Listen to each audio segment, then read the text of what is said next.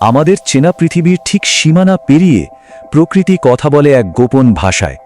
সে ভাষা হল শব্দের, এমন সব শব্দ যা আমরা শুনতে পাই না, কিন্তু যার মধ্যেই লুকিয়ে আছে অরণ্যের প্রাণস্পন্দন, প্রতিটি জীবনের না বলা গল্প।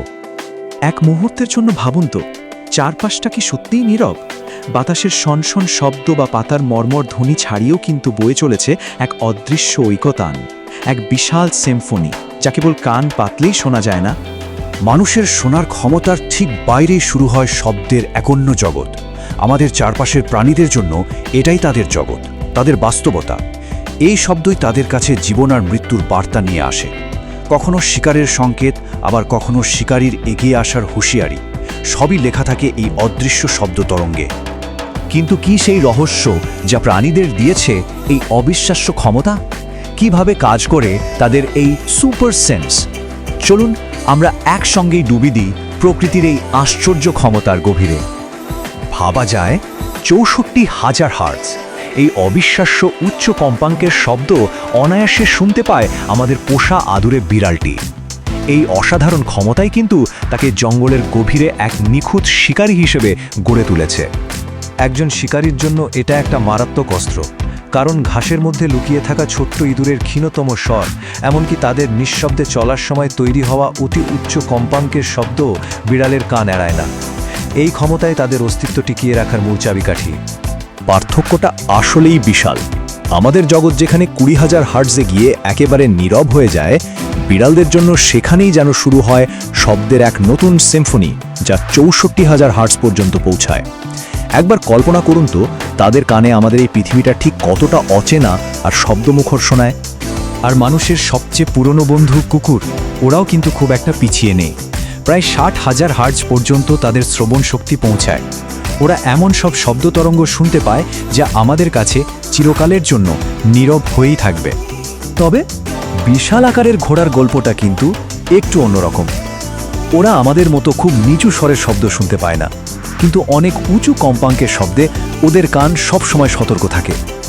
শিকারী পশুর আক্রমণে শুকনো ডাল ভাঙার শব্দ বা দূর থেকে আসা বিপদের সংকেত, এগুলোই তোদের টিকে থাকার কৌশল। কিন্তু শুধু শুনতে পাওয়াটাই তো সবটা নয়। আসল বিষয়টা হলো প্রাণীরা কিভাবে এত নিখুঁতভাবে শব্দের উৎসটা খুঁজে বের করে। মনে হয় যেন প্রকৃতির এক অদৃশ্য কম্পাস ওদের পথ দেখিয়ে নিয়ে যায়। আসলে যে কোনো শব্দ শোনার পেছনেই রয়েছে প্রকৃতির এক নিখুঁত কৌশল। প্রথমে কান দিয়ে শব্দ তরঙ্গ ধরা হয়, তারপর সেই তরঙ্গকে মস্তিষ্কের বোঝার মতো সংকেতে বদলে ফেলা হয়, আর সবশেষে মস্তিষ্ক সেই সংকেতের আসল অর্থ উদ্ধার করে। এর প্রথম কৌশলটা হলো ইন্ট্রা-ওরাল টাইম ডিলে, মানে একটা শব্দ যখন দুই কানে পৌঁছায় তার মধ্যে সময়ের একটা অতি সামান্য পার্থক্য থাকে। মস্তিষ্ক সেই মিলিসেকেন্ডের থেকেও কম সময়ের হিসাব কষে শব্দের দিকটা বুঝে ফেলে। এ যেন ওদের জন্ম থেকেই পাওয়া এক দিক নির্দেশক ব্যবস্থা। আর দ্বিতীয় কৌশলটি হলো সাউন্ড শ্যাডো। এখানে প্রাণীর মাথাটাই একটা বাধার মতো কাজ করে, যা উঁচু কম্পাঙ্কের শব্দকে কিছুটা আটকে দেয়। ফলে যে কানটা শব্দের উৎস থেকে দূরে থাকে সেখানে আওয়াজটা সামান্য দুর্বল শোনায়। আর এই সামান্য পার্থক্যের বিশ্লেষণই তাদের দেয় একদম নিখুঁত নিশানা। তবে এই ক্ষমতা কিন্তু সবার জন্য সমান নয়। একদিকে যেমন শিকারী বিড়াল, যে কিনা কয়েক ডিগ্রির মধ্যেই শব্দের উৎস নির্ভুলভাবে চিহ্নিত করতে পারে, অন্যদিকে আছে ঘোড়া বা গরুর মতো তৃণভোজী প্রাণী, যাদের জন্য এই কাজটা অনেক বেশি কঠিন। টিকে থাকার এই লড়াইয়ে এই সামান্য পার্থক্যই কিন্তু শিকারী আর শিকারের ভাগ্য নির্ধারণ করে দেয়। শব্দের এই জগৎ থেকে বেরিয়ে চলুন এবার একটু সুরের জগতে প্রবেশ করা যাক। আচ্ছা, প্রাণীরা কি মানুষের তৈরি সঙ্গীত অনুভব করতে পারে? সুরের ভাষা কি ওদের মনকেও ছুঁয়ে যেতে পারে? কিছু গবেষণা বলছে ঘোড়ার মতো সংবেদনশীল প্রাণীর ওপর ক্লাসিক্যাল মিউজিকের একটা আশ্চর্য শান্তিদায়ক প্রভাব আছে।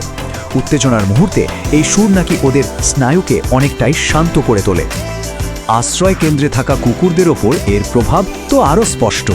একদিকে মোৎসার্টের সুর যেখানে ওদের শান্ত করে ঘুম পাড়িয়ে দেয়, সেখানে অন্যদিকে হেভি মেটাল মিউজিক ওদের মধ্যে জাগিয়ে তোলে তীব্র অস্থিরতা আর ভয়। এমনকি খামারের গরুরাও এই সুরের জাদুতে সাড়া দেয়। দেখা গেছে মৃদুলয়ের ক্লাসিক্যাল বা কান্ট্রি মিউজিক চালিয়ে রাখলে তাদের দুধ উৎপাদনের হারও বেড়ে যায়। সুর যেন ওদের প্রকৃতিতে মিশে গিয়ে এক ইতিবাচক শক্তি যোগায়। কিন্তু সব প্রাণীর গল্পটা তো আর একরকম নয়। শূকরের ওপর রক অ্যান্ড রোলের মতো তীব্র আর কোলাহলপূর্ণ সঙ্গীত ঠিক উল্টো প্রভাব ফেলে। এটা ওদের স্বাভাবিক বৃদ্ধিকে বাধা দেয়, তৈরি করে মানসিক চাপ।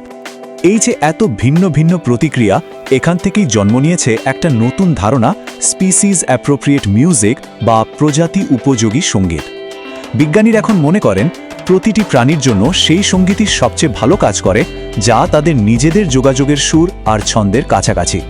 যেমন বিড়ালদের জন্য বিশেষভাবে তৈরি সঙ্গীতে কিন্তু দারুণ সাফল্য পাওয়া গেছে। এই আশ্চর্য সফরের শেষে আমরা আসলে কোথায় এসে দাঁড়ালাম? আমরা শুধু কিছু তথ্য জানলাম না, আমরা শিখলাম আমাদের নিজেদের শোনার ক্ষমতার সীমানা ছাড়িয়েও শুনতে, অন্য প্রাণের জগৎটাকে অনুভব করতে। আমরা দেখলাম যে প্রাণীদের জগৎ আমাদের কল্পনার চেয়েও অনেক বেশি শব্দময় আর সমৃদ্ধ। শব্দই ওদের বাস্তবতাকে গড়ে তোলে, ওদের অস্তিত্বকে নিয়ন্ত্রণ করে। ওদের এই ভিন্ন ইন্দ্রিয়ের জগৎটাকে বুঝতে পারাটাই শায়দ ওদের প্রতি প্রকৃত সহানুভূতির প্রথম ধাপ। এই প্রকৃতির বুকে প্রতিটি ছোট প্রাণীর পেছনেও আসলে এক একটা বড় গল্প লুকিয়ে থাকে। শুধু আমাদের জানতে হবে কোথায় তাকাতে হবে আর কিভাবে কান পাততে হবে।